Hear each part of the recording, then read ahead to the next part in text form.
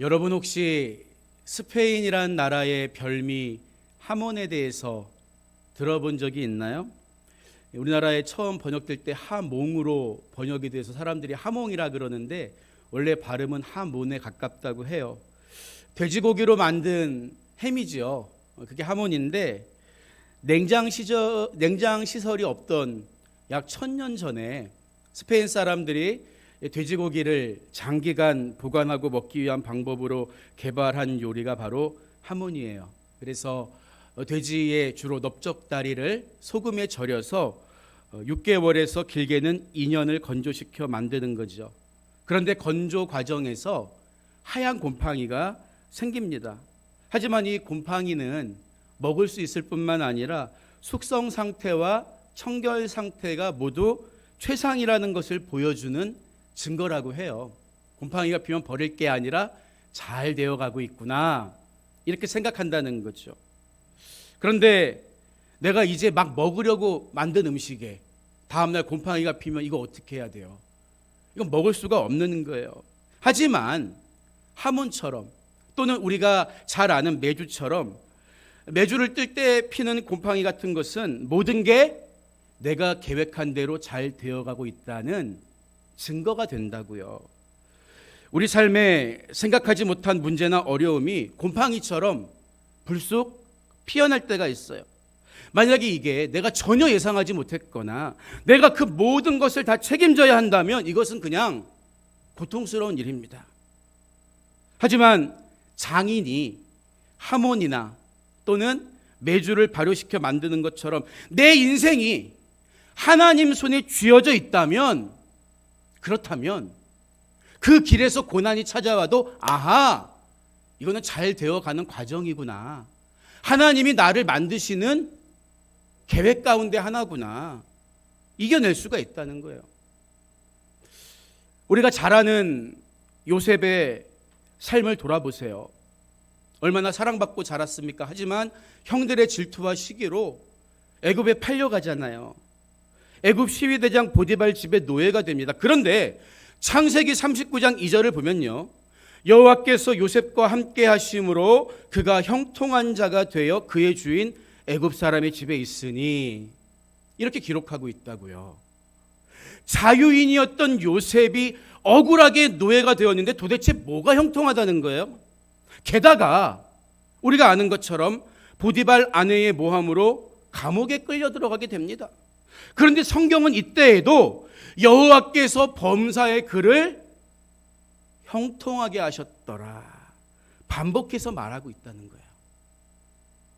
여러분이 어떤 마음과 기대로 형통의 삶을 바라시는지는 모르겠지만 그 시각으로 보면 요셉은 절대 형통한 사람이 아니에요. 가장 불행한 사람입니다. 그렇다면 성경이 말하는 형통은 뭔가 다른 뜻이지 않겠습니까? 여러분의 기대감이 무너지더라도 우리는 말씀이 의미하는 형통의 삶을 살아야 복이 있는 거예요. 세상 사람들이 쓰는 형통이란 말의 사전적인 의미는 이래요. 온갖 일이 뜻과 같이 잘 되고 번영함. 그러니까 내가 원래 계획했던 대로, 내가 바라는 대로 잘 되고 성공하면 그게 세상이 말하는 형통이라는 거예요. 그런데 짐작하시겠지만 성경이 말하는 형통이란 나의 계획으로 인한 성공과는 애초에 거리가 멀어요. 우리가 이것부터 잘 짚고 넘어가야 무엇이든 형통하게 된다는 말의 의미를 오해하지 않을 수가 있다는 거예요. 요셉의 이야기에서 알 수 있는 것처럼 한 사람의 인생이 하나님의 계획 속으로 들어가서 하나님의 뜻을 이루어드리는 것, 쉽게 말하면 하나님을 성공시켜드리는 것을 가리켜서 성경은 형통하다, 이렇게 말하고 있다고요. 여러분 생각해 보세요. 왜 요셉이 하필이면 애굽에 많은 사람들이 있는데 보디발의 집에 들어간 걸까요? 또 보디발 아내 때문에 억울하게 감옥에 들어가게 되었는데 그곳에서 우연히 왕의 술시중드는 관원을 만나게 되었을까요? 또 그 관원의 꿈을 해몽해 준 것을 계기로 운 좋게 바로의 꿈도 해몽해 주고 극적으로 애굽의 총리 자리에 오르게 됩니다. 여러분, 그래요. 우리 눈으로 보면 하필이면 우연히 운 좋게 극적으로 일어난 모든 일들이 사실은 하나님 손바닥 안에서 요셉을 통해 이스라엘을 보호하시려는 그 계획 속에 일어난 사건이었다는 거예요. 그러니까 우리가 인간의 지혜로 당장 눈앞에 있는 일만 보면 이해가 안 돼요. 부당할 때도 있습니다. 그러나 다 겪고 나서 돌아보니까 아하, 그래서 하나님이 이렇게 하셨구나. 이것이 모두 하나님의 계획 안에 있었구나. 이게 깨달아지는 순간이 있죠. 따라서 성경이 말하는 형통이란 내가 하나님을 떠나지 않고 하나님의 계획 안에 머물고 있는 것을 의미합니다. 만약에 여러분의 인생이 하나님 손에 붙들려만 있다면 지금은 비록 곰팡이처럼 쓸모없이 보일지라도 그것이 언젠가는 유익한 것으로 변하게 된다는 거예요. 모든 터널은 다 끝이 있습니다. 마찬가지예요. 영원한 고통, 영원한 시련은 없습니다. 그것이 지나가고 나면 하나님은 나를 더 존귀하게 만드실 거예요. 바로 이것이 성경이 말하는 형통이고 형통의 삶을 사는 것입니다. 하나님의 계획 안에 붙들려 있는 삶. 오늘 읽은 말씀은 여호사밧 왕 때 남유다를 침공해온 적들이 다 패망한 이야기죠. 여러분, 나라를 침략해온 적들이 망했다, 패망했다, 이것도 당연히 형통한 일입니다. 하지만 성경 전체의 숲에서 보면 단지 적들을 물리친 것만이 형통이 아니에요. 조금 전에 말씀드린 것처럼 하나님의 뜻과 하나님의 계획을 무시하고 독단적으로 행동했던 여호사밧과 유다 백성이 다시 하나님의 손바닥 안으로, 하나님의 계획 안으로 들어오게 된 것이 이게 진짜 형통이라는 거예요. 그래서 우리는 당시 남유다를 둘러싸고 있던 국제 정세를 돌아보면서 이것을 읽어낼 수 있어야 합니다. 이스라엘은 원래 통일국가였죠. 분단되지 않았습니다.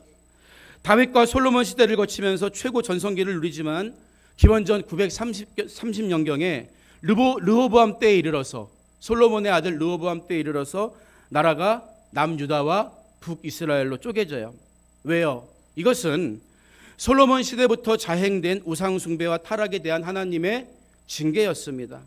그렇게 분단 상태로 70년이 흐른 시점에서 남유다는 여호사밧이 통치하고 있었고 북이스라엘은 아합 왕이 통치하고 있었습니다. 특히 오늘 본문의 주인공이라고 할 수 있는 여호사밧은 히스기야 그리고 요시야와 함께 유다의 3대 성군으로 손꼽힐 만큼 신앙심이 아주 깊은 왕이었어요.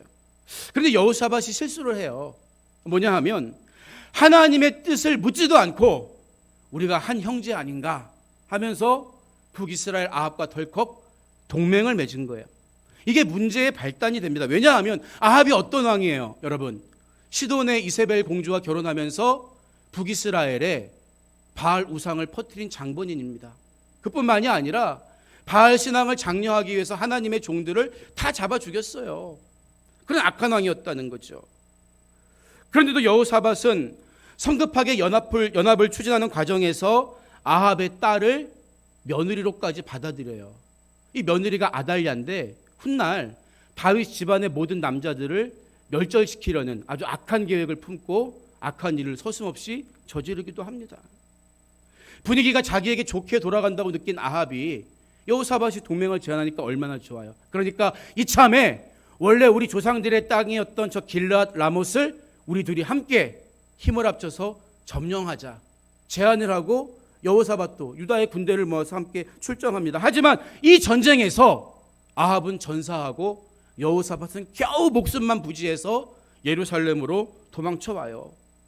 게다가 이 일로 인해서 유다에 있던 예언자 예후에게 어떤 책망을 듣습니까? 역대하 19장 2절을 보면 왕이 악한 자를 돕고 여호와를 미워하는 자들을 사랑하는 것이 옳으니까 아합 왕과 동맹 맺은 게 잘못됐다는 거예요. 그러므로 여호와께로부터 진노하심이 왕에게 임하리이다. 반드시 하나님의 뜻을 묻지 않고 하나님의 계획을 벗어나서 독단적으로 악한 아합 왕과 동맹을 맺은 그 책임에 대한 벌을 받아야 할 것입니다. 경고했다고요. 그리고 이 예언대로 이후에 오늘 본문처럼 모압과 암몬의 강력한 연합군이 남유다를 침공해 오게 된 거예요. 전쟁에 한 차례 패배하고 재정비할 시간도 없이 얼마나 위기가 닥쳐온 거예요. 여러분이 여호사밧이라면 이때 뭘 하겠습니까? 성경을 보면 여호사밧은 백성들에게 금식할 것을 선포하고 자신은 즉시 하나님께 무릎을 꿇어요. 여러분, 참 이게 대단한 거죠. 성경이 말하는 훌륭한 사람들은 흠이 없거나 죄를 전혀 안 짓는 사람이 아니에요.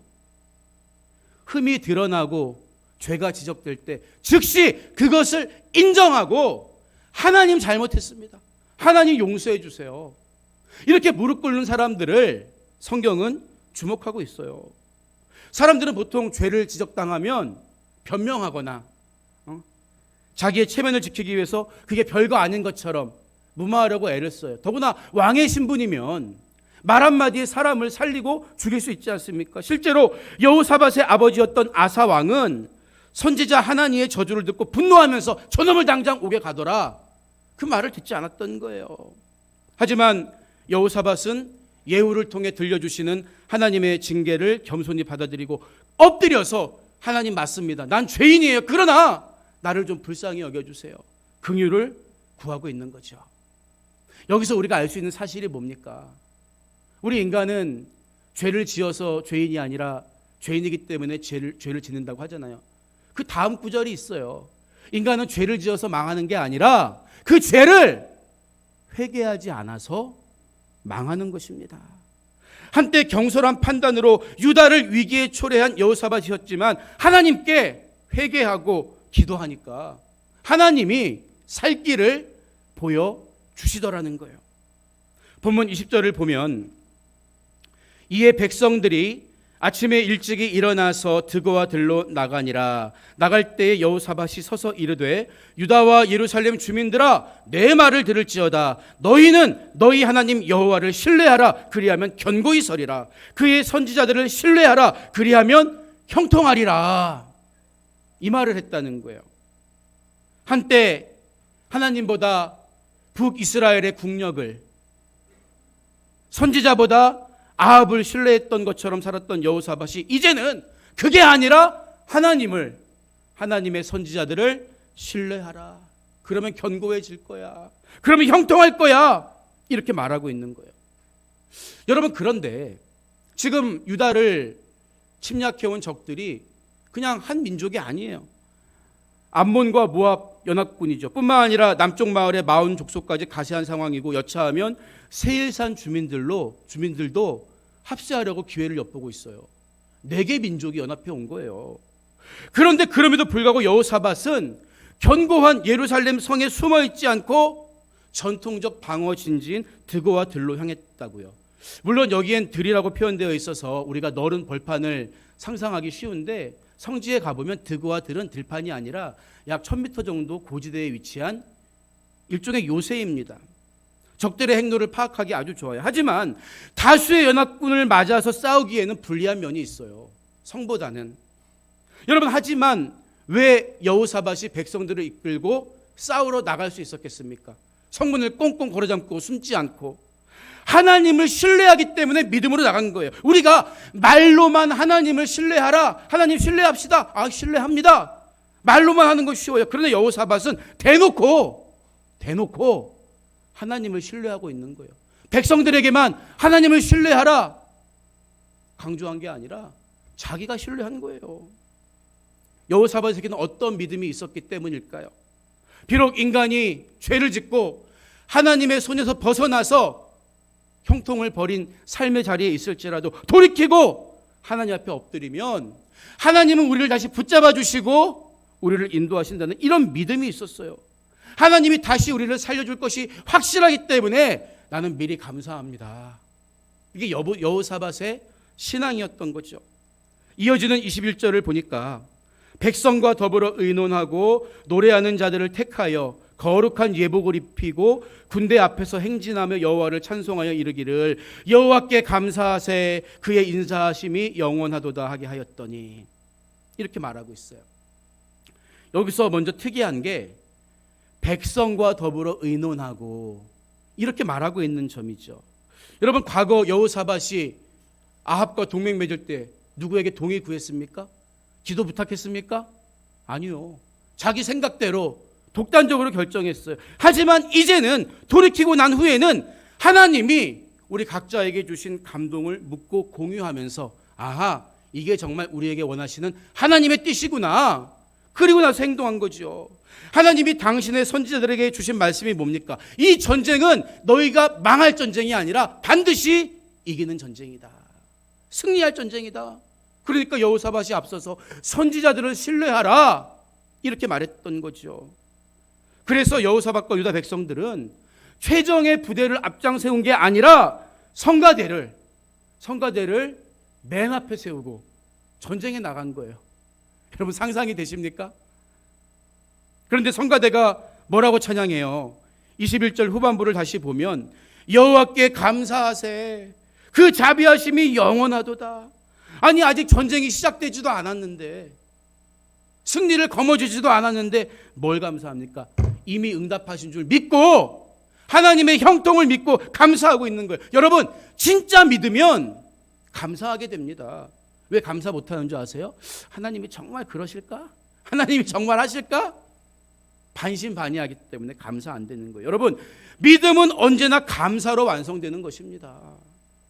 성가대를 앞세우고 찬양하며 나가는 유다를 위해서 하나님이 어떤 방법으로 모압과 암몬의 연합군을 물리치시나요? 22절을 보면 그 노래와 찬송이 시작될 때에 여호와께서 복병을 두어 유다를 치러 온 암몬 자손과 모압과 세일산 주민들을 치게 하심으로 그들이 패하였으니 이렇게 말하고 있어요. 감사 찬송이 시작될 때 하나님이 복병을 두어서 그 복병과 함께 적들을 치셨다는 거죠. 많은 성서학자들이 이 복병의 정체가 뭘까 궁금해해요. 그런데 여러분 잘 보세요. 복병은 어디에서 나타난 사람들입니까? 이어지는 23절을 보면 암몬과 모압 자손이 일어나 세일산 거민을 쳐서 진멸하고 세일 거민을 멸한 후에는 저희가 피차에 사륙하였더라. 이렇게 이야기하고 있죠. 그러니까 이 구절로 볼 때 복병으로 오해받고 진멸당한 사람들은 누구예요? 세일산에 거주하면서 호시탐탐 기회를 엿보고 있던 세일산 주민들이었을 가능성이 상당히 큽니다. 이 사람들은 대놓고 전투에 참여한 게 아니라 암몬과 모압 연합군이 유다를 진멸해 갈 때 기회를 봐서 그 부스러기를 주워 먹으려고 숨어있던 사람들이에요. 그러니까 이 유다를 공격하는 모압과 암몬 족속들이 저들이 혹시 유다의 매복병이 아닌가 해서 전쟁을 벌여서 그들을 진멸시킨 거죠. 그런데 거기서 그치지 않고 모압과 암몬이 서로 죽이기 시작했다는 거예요. 뭐가 연상됩니까? 마치 기드온 결사대가 기습했을 때 미디안 군대가 놀라서 자기들끼리 칼부림하면서 스스로 괴멸하던 장면을 떠올리게 하죠. 여러분, 하나님의 지혜는 우리 인간의 지혜가 측량할 수 없어요. 그러니까 우리가 생각하지 못한 방법으로 적들을 물리쳐 주신 거지요. 특히 24절을 보면 유다 사람들이 들망대에 이르러 그 무리를 본즉 땅에 엎드러진 시체들 뿐이요 한 사람도 피한 자가 없는지라. 이렇게 증언하는 것으로 볼 때 이 전쟁에 얼마나 큰 승리를 유다가 거머쥐었는가를 우리가 확인할 수가 있는 것입니다. 여러분, 사실 모압과 암몬 족속은 과거 이스라엘이 가나안 땅을 정복해가는 과정에서도 싸우지 않고 그냥 지나쳐갔던 민족이에요. 왜 그랬습니까? 이 두 민족은 하나님이 아브라함의 조카 롯의 후손들에게 주신 기업이었기 때문에 그들을 해치지 말고 사이좋게 지내라. 위로 거슬러 올라가면 친족이니까 사이좋게 지내라 말리셨기 때문이에요. 또 이들과 한패가 되어서 유다를 호시탐탐 넘보던 세일산 주민들은 누구예요? 이들은 다름 아닌 야곱의 형이었던 에서의 후손 에돔 족속입니다. 그러나 이들은 모두 하나님의 배려를 받았음에도 불구하고 하나님의 백성들이 위기를 맞이했을 때 뒤에서 비수를 겨누고 야, 유다가 힘이 빠졌으니까 우리가 한번 저들을 정복해보자. 파렴치한 모습을 보인 거예요.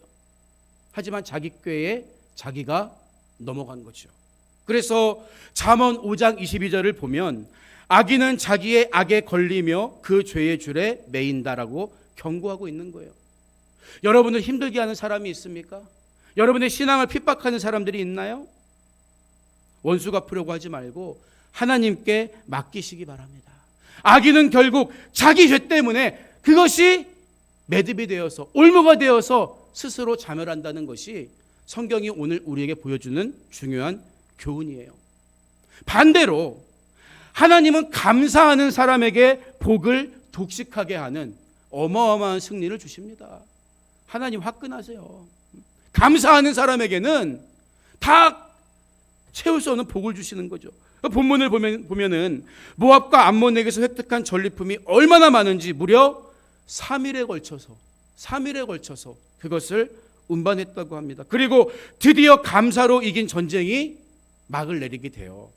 본문 6절을 보면 제4일에 무리가 브라가 골짜기에 모여서 거기서 여호와를 송축하니라 이렇게 말하면서 유다 백성들이 다시 한번 브라가 골짜기에 모여서 하나님을 찬양했다고 기록하고 있어요. 이 브라가 골짜기라는 말은 말 그대로 송축의 골짜기, 찬양의 골짜기라는 뜻이에요. 아마 원래 이름이 없는 그냥 무명의 골짜기였는데 그곳에 모여서 하나님을 감사하는 찬양을 올려드리니까 그곳이 송축의 골짜기가 된 거죠. 여러분 그런데 잘 보세요. 오늘 본문 속에는 감사의 찬양이 2번 나와요. 2번. 그렇죠? 첫 번째는 언제입니까? 전쟁을 시작하면서 조마조마한 상태였지만 들고와 들에서 감사 찬양을 먼저 드리면서 당당하게 전투에 나갈 때 그때 찬양을 드렸어요. 또 한 번은 언제예요? 전쟁이 모두 끝나고 평화가 찾아온 후에 브라가 골짜기에 모여서 하나님을 송축한 거죠. 그런데 같은 찬양이지만 차이가 있어요. 여러분, 전쟁에 이기고 나서 문제가 다 끝나고 나서 드리는 감사의 찬양은 어쩌면 누구나 할 수 있어요. 그렇죠? 할렐루야, 잘 됐다. 역시 하나님 살아계셔. 그러면서 그러나 위기 앞에서 문제가 시퍼렇게 살아있을 때 먼저 감사부터 드리는 찬양, 이거 쉽지 않은 거라고요. 여러분은 브라가 골짜기가 아닌 드고와 들에서부터 진심으로 감사 찬양을 드리실 수 있습니까? 문제가 해결된 다음이 아니라 문제가 해결되기 전에 미리 하나님을 믿고 신뢰하면서 감사할 수 있냐는 거예요. 그렇기 때문에 여러분, 감사는 그냥 우리 감정의 표현이 아니라 우리 삶의 태도이고, 그래서 훈련이 필요한 거예요. 감사는 훈련이 필요합니다. 아무리 빠른 기차도 선로에서 벗어나면 더 이상 앞으로 나갈 수가 없어요. 우리 인생도 하나님 손을 떠나면 그냥 제자리에 서 있는 것과 마찬가지입니다. 멈춰선 나의 삶을 다시 하나님의 선로 위에 올려놓을 수 있는 유일한 행위가 바로 감사라는 거예요. 감사는 하나님을 일하시게 하는, 하나님을 움직이는 가장 강력한 무기입니다. 위기 앞에서, 문제 앞에서 먼저 감사로 찬양하는 여러분이 되시기를 주님의 이름으로 축복합니다. 그때 우리는 다시 하나님의 선로 위에 놓여지고 무엇이든 형통한 삶을 살아가게 되는 거예요. 오늘 말씀을 마무리합니다. 오늘은 처음에 언급했던 요셉의 이야기를 가지고 말씀을 마무리하려고 해요. 여러분은 야곱의 축복이란 말을 많이 들어보셨을 거예요. 야곱이 12아들을 축복했던 그 유언에 비해서 요셉의 유언은 사람들이 별로 주목하지 않아요. 그런데 요셉도 죽으면서 너무나 중요한 말을 했거든요. 창세기 50장 25절에 그 말이 기록되어 있는데요, 이렇게 말하고 있습니다. 하나님이 반드시 당신들을 돌보시리니 당신들은 여기서 내 해골을 메고 가나안에 올라가겠다 하라. 이 말을 남겨요.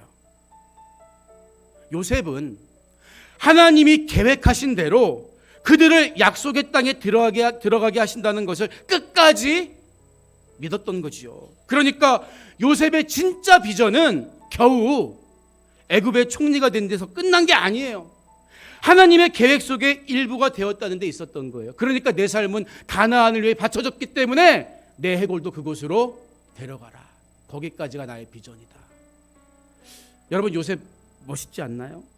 그래서 성경은 하나님이 요셉을 형통하게 하셨다고, 요셉은 하나님의 계획 속에 진짜 들어간 사람이었다고 일관되게 말하고 있는 것입니다.